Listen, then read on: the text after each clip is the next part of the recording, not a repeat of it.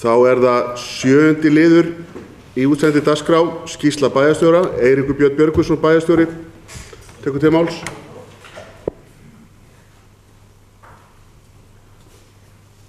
Forseti og ágætu bæjarfulltrúar. Eins og ég kom inn á hérna í vor, að þá ætlaði ég að vera hér með, ef við getum kallað það svona sláðumi, svolítið með svona upplýsingum hérna málir tengjast 100 afmæli kosningaréttar kvenna með svona fræðilegar upplýsingar. Það svolítið síðan ég hef gert þetta, bæði vegna þess að bæjarstjórnarfundir hafa verið ansi langir og jafnframt því sem mig hefur vant á einhverja þeirra. En ég ætla að koma hérna með smá innlegg, svona í upphafi skýrslunnar, sem örstutt og kannski ekki síst vegna þess að mínum mati þá hefur umræðan, ég sé hún ekki svo villigötum, en hérna hún hefur kannski ekki verið nú skýr það af hverju erum við að halda upp á þetta 100 ára afmæli, hvað var þess valdandi og hvað henni tengdi þessari framþróun sem hefur átt sér stað með því að konur fengu þessi réttindi. En sem sagt 100 ára kosningar réttar afmæli sem að haldið hátíðlegt í ár tilkomið vegna þess að það var ný stjórnarskrá fyrir Ísland, hún var staðfest af Danakonungi 19. júní 1915. Þar með þá fengu konur og vinnumenn 40 ára og eldri kosningarétt og kjörgengi til alþingis. Því umræðan hefur svolítið mikið verið það bara með að konur hefur ekki bara kosningarétt, það var verið að kjósa til alþingis. Aldurstakmarkið skyldi lækkað 1 ár næstu 15 árin, þar til 25 ára aldri væri náð. En það var aldurstakmark kosningabærra karlmanna. Þetta ákvæði það var fellt úr gildi árið 1920 og eftir það hafa konur og karlar notið sama réttar við kosningar til alþingis. En þetta aldursákvæði var alveg sér íslenskt ákvæði og engin þjóð í heiminum hafði viðlíka í kosningalögum. Þannig að alltaf þurfum við nú að vera svolítið sérstök líka. En þetta voru svona upplýsingarnar, fræða hot bæjarstjóra, getum kallað það. En þá það hérna úr skýrslunni. Við höfum verið að vinna í þessari stjórnsýsluúttekt, bara svona til upplýsinga fyrir bæjarfulltrúa og eins fyrir bæjarbúa og sú vinna gengur bara alveg ágætlega. Hún farin af stað og búið að taka viðtöl og við mjög marga starfsmenn og halda vinnustofur og eins líka, veit ekki betur en þessi búið að ræða við ykkur að bæjarfulltrúa. Segja frá því líka að forstjóri Vífilfells á Íslandi kom hingað norður 17. september síðastliðinn. Hann kom hérna meðal annars í framhaldi af óhappi sem að varð hérna í sumar og hefur kannski ekki verið mikið rætt hérna innan veggja bæjarkerfisins, en það kom sem sagt upp ammoníaksleki í verksmiðju Vífilfells á Akureyri og menn brugðust þar mjög snöggt við og með aðstoð slökkviliðsins okkar að þá tókst nú að koma í veg fyrir mikinn skaða. En við höfum átt sem sagt viðræður í framhaldi af þessu óhappi og verið að fara yfir bæði öryggismál á svæðinu og eins líka að skoða framtíð meðal annars Vífilfells í sveitarfélaginu. Nú þennan sama dag þá var ég boðað til fundar við háskólaráð þar sem að starfsmenn háskólans hefðu óskað eftir því að fá að ræða við bæinn vegna umræðarinnar flóttamenn og vildu meðal annars bjóða bara fram sína þjónustu og hvernig háskólinn gæti í rauninni komið að þeirri vinnu sem að það var framundan.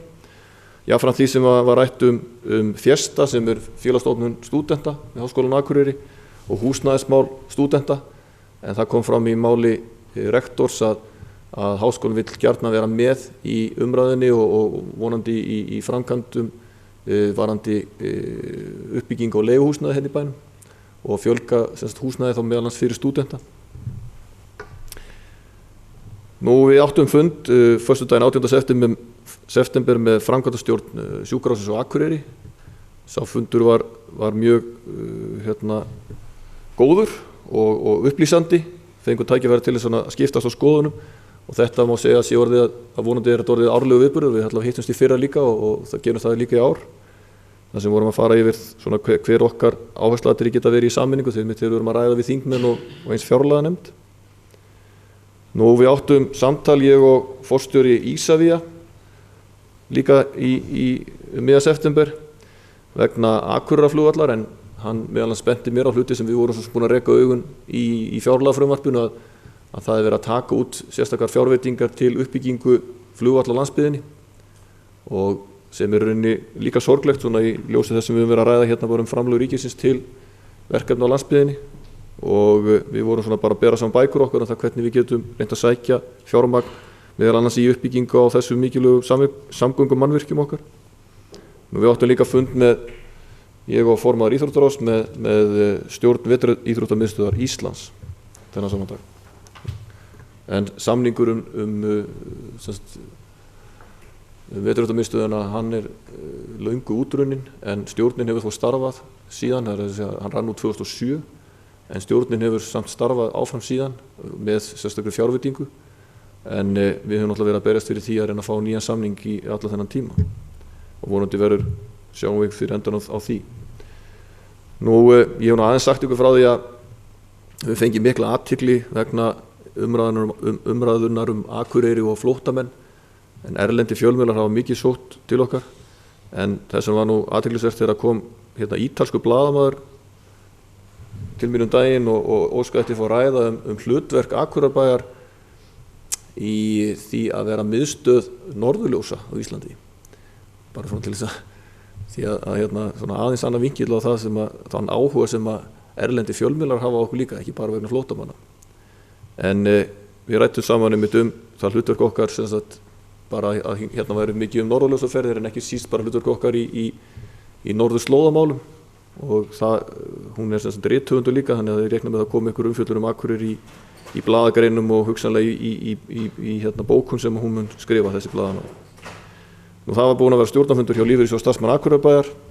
Við höfum verið að vinna í erindum vegna fyrir fjárlaganefnd en það einmitt fundur með fjárlaganefnd á morgun þar sem ég og forseti bæjarstjórnar munum sitja og bera fram okkar erindi en þetta eru erindi sem að bæjarfulltrúar báru einmitt fyrir þingmenn hér í kjördæmaviku í síðustu viku. Nú fjármálaráðstefna sveitarfélaga var haldin hérna 24. til 25. september og við notum tækifærið og hittum ég og formaður bæjarráðs hittum félags- og húsnæðismálaráðherra til þess að ræða málefni flóttafólks og það var bara skipst á upplýsingum hefur reynda komið fram í og formaður samfélags- og mannréttinda var einnig með okkur, má ekki gleyma því og fulltrúar sambandsins líka, svo við nefnum alla sem voru á fundinu.